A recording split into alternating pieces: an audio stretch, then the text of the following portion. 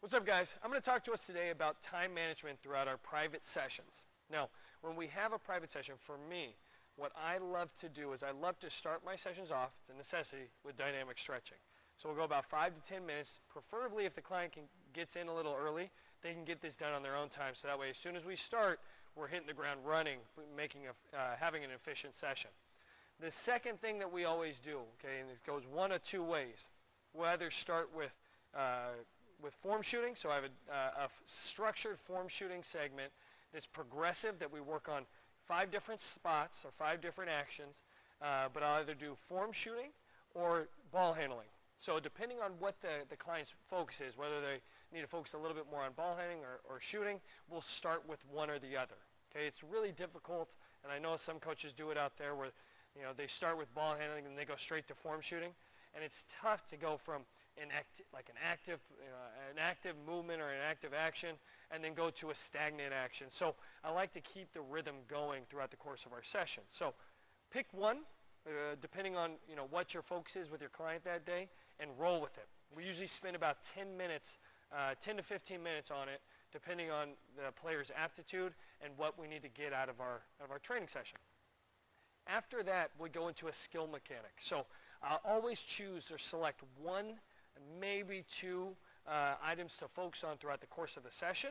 And through that area of focus, a skill set focus, we can have different options. So if I work on a punch drag, like that's the main focus, the main skill mechanic that we're going to focus on throughout the course of a session, we can have punch drag attack, punch drag counter, punch drag shot as different options, but the main focus is going to be the mechanics of that one move, that punch drag.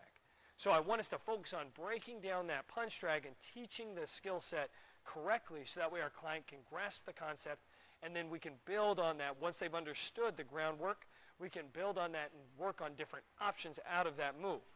Okay, so I go with that, I go between 20 and maybe 25 minutes. Okay, and this will take us to about the 45 minute mark.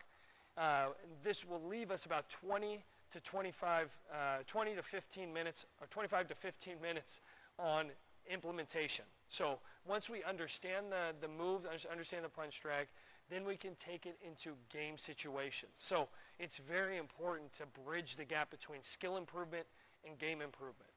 Okay? And I know a lot of us understand that now because you guys have done the first month of our Trainer's Guide to Success. But once we teach that skill improvement, we want to make sure they don't just become robotic and think, okay, I can do this whenever I want. We want to put them in a game situation so that way they understand when to use it when they get into a game. Okay, not just the how, but the when, where, and why as well. So we'll do 15 to 25 minutes on game situation work, where maybe we come off of a lift, we catch rip or jab, and then we attack, defender stays on the hip. Now we work into a punch drag off of that lift. Or we come out of a flare, we rip, having some action where they're feeling that game movement, that game situation, talking about cuts and proper reads and movement off the ball, but still coming back to the main focus, which is the skill concept that we're talking about that we worked on earlier that day. So once again, start with dynamic stretching. Okay, do that for about 5 to 10. Go through, bust off your stationary ball handling or your form shooting for another 10, maybe 15. Then go into your skill concept that you're going to focus on, whether it be punch drag, any concept, anything that you want to work on for your client. Make sure we individualize, and then finish off the course of the session with your game implementation, going over those game enhancement settings, those game improvement settings, so that way your client can understand when, where, and why, not just how to do what you guys are trying to work on. Okay, guys? Hope this helped you. We're going to talk more about group time management and camp time management later on. But for right now, I want you guys to understand, because a lot of us will be doing private sessions. A lot of us will be doing a lot of them. And I want us to get a bearing for what those time slots should actually look like. All right, guys. Talk to y'all soon.